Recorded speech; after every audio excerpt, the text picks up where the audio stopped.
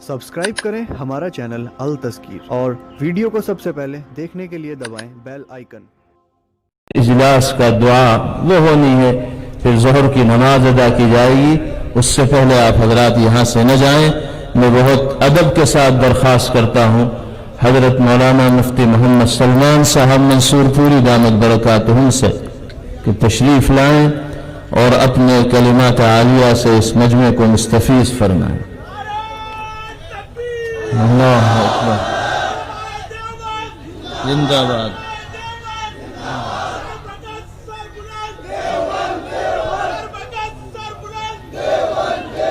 बिस्मिल्लाहिर्रहमानिर्रहीम, नहमदुहु व नुसल्ली अला रसूलिहिल करीम, अम्मा बाद, फ़अऊज़ु बिल्लाहि मिनश शैतानिर रजीम, बिस्मिल्लाहिर्रहमानिर्रहीम, वमा अर्सलनाक इल्ला रहमतल लिल आलमीन, सदक़ल्लाहु मौलानल अलियुल अज़ीम। कुछ कुफ्र ने फितने फैलाए, कुछ जुल्म ने शोले भड़काए, सीनों में अदावत जाग उठी, इंसान से इंसान टकराए, पामाल किया, बर्बाद किया कमजोर को ताकत वालों ने। जब जुल्म सितम हद से गुजरे तशरीफ मोहम्मद ले आए, रहमत की घटाएं लहराई, दुनिया की उम्मीदें बर आईं, इकराम व अता की बारिश की, अखलाक के मोती बरसाए, तहजीब की शमएं रोशन की, ऊंटों के चराने वालों ने कांटों को गुलों की कीमत दी, जर्रों के मुकद्दर चमकाए। और मक्के की जमीन और अर्श कहां, पल भर में कहां, दम भर में कहां, पत्थर को अता की गोयाई और चांद के टुकड़े फरमाए, और औरत को हया की चादर दी, गैरत का गाजा भी बख्शा, शीशों में नजाकत पैदा की, किरदार के जौहर चमकाए।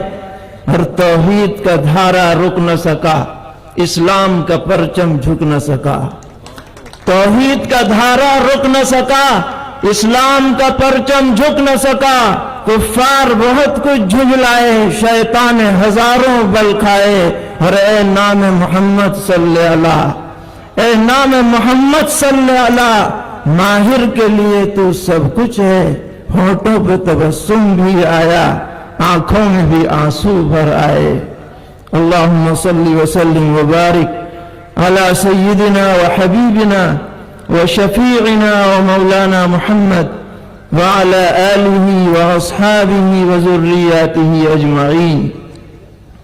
मुअज़्ज़ज़ सदर इजलास, हज़रात उलमाए किराम, हाज़रीन गिरामी क़द्र, वक्त बहुत मुख्तसर है और मौजू से मुताल्लिक़ बहुत ही कीमती बातें आपके सामने आ चुकी हैं। और अभी हमारे महबूब कायदीन का खिताब हमें सुनना है, इसलिए सिर्फ सीरत के हवाले से दो बातें आपकी खिदमत में पेश करनी है। जनाब रसूलुल्लाह सल्लल्लाहु ताला अलैहि वसल्लम जब मक्का मुअज़्ज़मा में थे और बेअसत के बाद मक्के के लोग आपके और आपके चाहने वालों के जानी दुश्मन बन गए थे, तो आपने अल्लाह के हुक्म से अपने सहाबा किराम रज़ियल्लाहु अन्हुम को इजाजत दी कि यहां मक्के में रहते हुए दीन पर अमल दुश्वार हो रहा है, अगर किसी और जगह कोई जाना चाहे हिजरत करके तो चला जाए। चुनाचे सहाबा किराम रज़ियल्लाहु अन्हुम की एक जमात हबशा चली जाती है। उस वक्त वहां का बादशाह ईसाई मजहब का मानने वाला असहमा, जिसका लक़ब नजाशी था, बड़ा ही अमन व अमान اور انسانیت پرور شخص تھا۔ یہ حضرات جب وہاں گئے اور مکے کے لوگوں کو پتہ چلا کہ اچھا یہاں سے دوسری جگہ جانے لگے، تو انہوں نے دشمنی کی انتہا کرتے ہوئے 2 آدمیوں کا ایک مشن بھیجا کہ جا کر نجاشی کو سمجھائیں کہ یہ لوگ آپ کے ہاں غلط قسم کے آ گئے ہیں، انہیں اپنے ملک میں نہ رہنے دیں۔ یہ دشمنی کی انتہا ہے کہ نہ مکے میں امن سے رہے، نہ دنیا میں کہیں اور بھی امن سے رہے۔ یہ دونوں لوگ تحفے تحائف لے کر نجاشی کے دربار میں پہنچے۔ نجاشی انصاف پرور آدمی تھا، اس نے کہا تمہارے اکیلے کے کہنے کی وجہ سے میں اپنے ہاں آنے والوں کو نکال دوں، یہ نہیں ہو سکتا، پہلے ان سے تحقیق کی جائے گی کیا وجہ ہے، کیوں وہ لوگ آئے۔ چنانچہ انہوں نے مسلمانوں کے پاس پیغام بھیجا کہ آ کر گفتگو کریں۔ مسلمانوں میں سیدنا حضرت جعفر طیار رضی اللہ تعالی عنہ بھی تھے، سب نے ان کو اپنا نمائندہ بنایا کہ تم جا کر بادشاہ کے سامنے گفتگو کرو۔ چنانچہ وہ آئے، گفتگو شروع ہوئی۔ حضرت جعفر طیار رضی اللہ عنہ نے پہلی بات یہ کہی کہ آپ ان لوگوں سے 3 سوالات کیجئے۔ پہلا سوال یہ ہے کہ کیا ہم لوگ غلام ہیں یا آزاد؟ اگر ہم غلام ہیں اور اپنے آقا کی مرضی کے بغیر آ گئے ہیں تو مجرم ہیں، اور اگر ہم آزاد ہیں تو ہماری مرضی ہے، کہیں بھی جائیں، ان سے پوچھئے۔ پوچھا گیا، کہا کہ نہیں غلام تو نہیں ہے۔ دوسرا جواب ان سے یہ لیجئے کہ کیا ہم نے کسی کا قتل کیا ہے جو ہم بھاگ کر کے آ گئے؟ پوچھا گیا، جواب ملا کہ نہیں، انہوں نے قتل بھی نہیں کیا۔ تیسرا ان سے جواب یہ لیجئے کہ کیا ہم نے کسی کا مال چرایا ہے، چرا کر آ گئے، کہ ہم چور ہیں؟ جواب ملا کہ نہیں، چور بھی نہیں ہے۔ تو پھر کیا بات ہے، تم انہیں کیوں یہاں سے نکلوانا چاہتے ہو؟ تو انہوں نے کہا کہ بات یہ ہے کہ یہ ہمارے مذہب کو چھوڑ کر دوسرا مذہب انہوں نے اختیار کر لیا، بددین ہو گئے، اس لیے ہم انہیں واپس کرانا چاہتے ہیں۔ تو حضرت جعفر طیار رضی اللہ تعالی عنہ، اللہ تعالیٰ ان کی قبر کو نور سے منور فرمائے، انہوں نے اس زمانے میں اسلام کے جن محاسن کا تذکرہ نجاشی کے دربار میں کیا تھا، قیامت تک وہ سنہرے حروف سے وہ الفاظ لکھے جاتے رہیں گے۔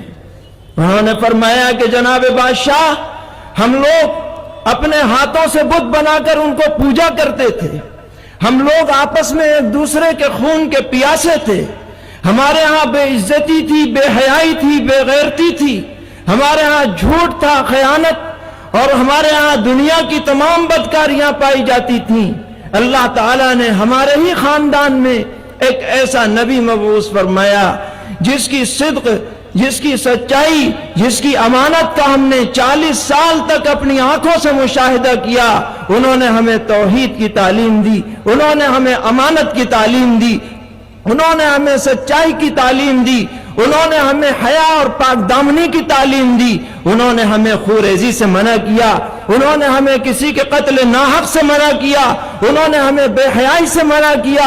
یہ وہ باتیں ہیں جن کو دیکھ کر، جن کو سن کر، جن کو سمجھ کر کہ ہم دامن اسلام میں آئے ہیں۔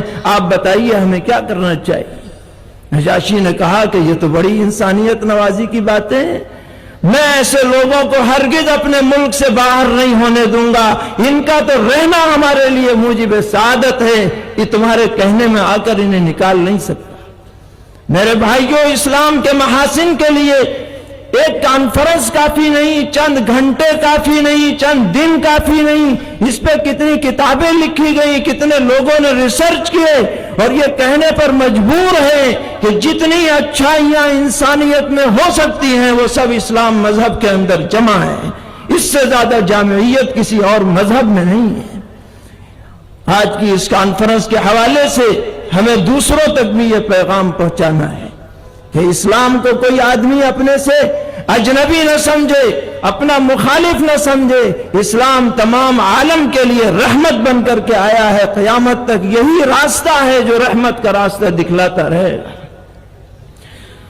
اس کے بعد آخری بات جو مجھے عرض کر رہی ہے وہ یہ ہے کہ جہاں تک دوسروں کا معاملہ ہے وہ اپنی جگہ، ہمیں خود اپنے گریبان میں جھانکنا ہے، جائزہ لینا ہے، ان محاسن کو ہمیں خود اپنانا ہے پہلے۔ اور اس کے بارے میں سرور عالم جناب رسول اللہ صلی اللہ تعالی علیہ وسلم نے آخری حج کے موقع پر جہاں بہت ساری ہدایات دی، ایسا کرنا ایسا کرنا، ہر آدمی چاہے کالا ہو گورا ہو، امیر ہو غریب ہو، عربی ہو عجمی ہو، سب برابر ہیں، عورتوں کا خیال رکھو، سود خوری مت کرو، کسی کا ناحق قتل نہ کرو، کسی مسلمان کو کافر مت کہو، یہ سب باتیں بیان کر کے آپ نے ایک ایسا جملہ ارشاد فرمایا میرے بھائیو، سیرت کی کتابوں میں جب وہ جملہ پڑھا جاتا ہے تو دل کانپ جاتا ہے۔ آپ نے ارشاد فرمایا یہ سب ہدایتیں دینے کے بعد یہ کہہ کر کے کہ ہو سکتا ہے کہ اب آئندہ سال تم مجھے اس جگہ نہ دیکھو، میرا دنیا سے جانے کا وقت قریب آ چکا ہے، آپ نے ایک جملہ یہ فرمایا کہ لا تسودوا وجہی، میری امت کے لوگوں قیامت کے دن میرا چہرہ سیاہ مت کرنا۔ کبھی تم نام اعمال خراب لے کر کے آؤ، سنت کے خلاف زندگی لے کر کے آؤ اور مجھے دیگر امتوں کے سامنے رسوا ہونا پڑے، ایسا کردار تم مت لے کر کے آؤ۔ تمہارے لیے کتاب اللہ چھوڑ کر کے جا رہا ہوں، اپنی سنت چھوڑ کر کے جا رہا ہوں، اپنے اہل بیت رضی اللہ عنہم کا طریقہ چھوڑ کر کے جا رہا ہوں، اس پہ تم مضبوطی سے قائم رہو گے، دنیا کی کوئی طاقت تمہیں گمراہ نہیں کر پائے گی۔ اللہ تعالی ہم سب کو سچے دل سے اسلام کے محاسن کو اپنانے کی توفیق عطا فرمائے، بدگمانیوں کو دور فرمائے، نفرت کے سوداگروں سے اللہ تعالی پورے عالم کو محفوظ فرمائے۔ وآخر دعوانا ان الحمد للہ رب العالمین۔